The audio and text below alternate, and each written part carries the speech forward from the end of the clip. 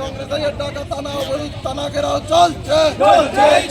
এদিকে কংগ্রেস কর্মীদের আর দোকান পাড়া আগুন দিয়ে জ্বালানো হচ্ছে কার শর্তে? রাজ্যের মুখ্যমন্ত্রী জবাব দাও, জবাব দাও।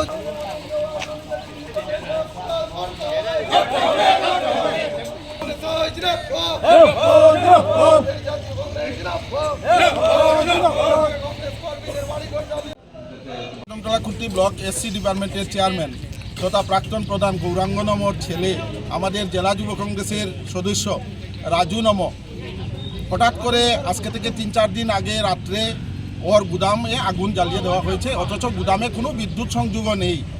সম্পূর্ণভাবে আমরা বলবো এই সরকারের দুষ্কৃতিকারীদের হাতে শুধু কংগ্রেস করার অপরাধে তার গুদামটা জ্বালিয়ে দেওয়া হয়েছে। গুদামে কম করেও অন্তত 12 থেকে 14 লক্ষ টাকার জিনিসপত্র ছিল।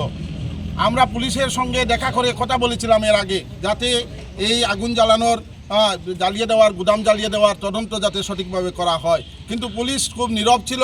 আমরা তার প্রতিবাদে আজকে আমরা থানা ঘেরাও করতে এসেছি। যদিও এখানে বড়বাবু এই সময়ে ছিলেন না, উনি ট্রেনিংয়ে বাইরে ছিলেন।